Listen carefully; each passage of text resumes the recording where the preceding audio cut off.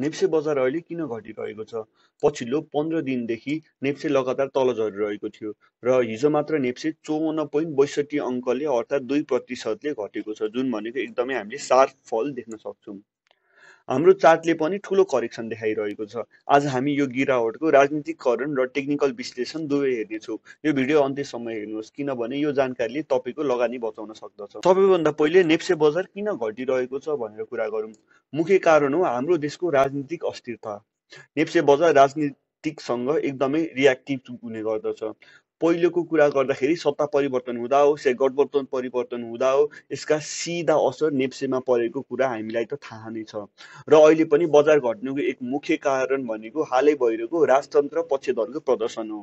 हामी यहाँ देख्न सक्छौं जब नेप्से 2900 को एरिया पुग्यो त्यतिखेर नेप्से एकदमै राम्रो एरियामा थियो, किनकि नेप्से जुन यो बढिरहेको थियो त्यसमा भोल्युम पनि इन्क्रिज भइरहेको थियो र यो जुन यो मेजर रेजिस्टेन्स थियो त्यसले नेप्सेलाई राम्रोसँग ब्रेक दिएको थियो।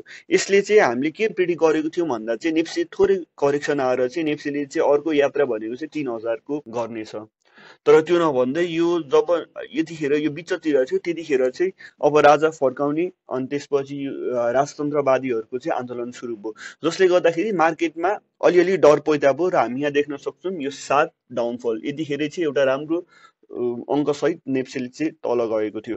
यतिखेर नै के अनुमान गरेको थियो भन्दाखेरि चाहिँ अब नेप्से केही समय तल जान्छ, किन भन्दाखेरि चाहिँ मार्केटमा जब एकचोटि डर पैदा हुन्छ नि तब ठूलो लगानीकर्ताहरूलाई चाहिँ मार्केट तल झार्न केही अप्ठ्यारो हुँदैन, किनभने उनीहरूलाई त सकेसम्म मार्केटमा चाहिँ सस्तोमा उठाउनु पर्ने हुन्छ। र नभन्दै यहाँ हामी अहिले रिसेन्टमा एउटा लङ टर्म राम्रो सपोर्ट देख्न सक्छौं। यहाँ अगाडिदेखिको एउटा सपोर्ट थियो, त्यो सपोर्ट चाहिँ ब्रेक भएको छ र ब्रेक पनि ठूलो क्यान्डल र भोल्युम पनि सार्प इन्क्रिजेस। यसले गर्दाखेरि चाहिँ नेप्से अब करेक्सन फेजमा गएको हो कि भनेर आकलन गर्न सकिन्छ।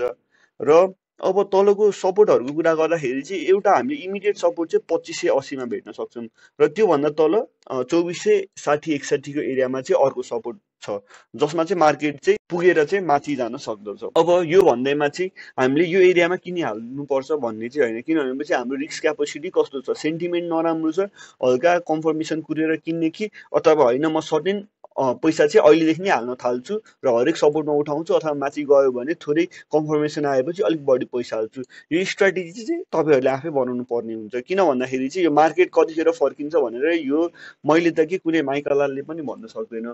त्यसैले नेप्से बजार अहिले घट्नुको मुख्य कारण राजनीतिक अस्थिरता नै हो र टेक्निकल चार्टले पनि करेक्सन हुने देखाइरहेको छ। तपाईको लगानीलाई सुरक्षित राख्न यस्ता कुराहरुमा ध्यान दिनुहोस्। यो भिडियो कस्तो लाग्यो कमेन्टमा लेख्नुहोस् र यो जानकारी अरूलाई पनि शेयर गर्नुहोस्। अर्को भिडियोमा चाँडै भेटौँला। नमस्ते।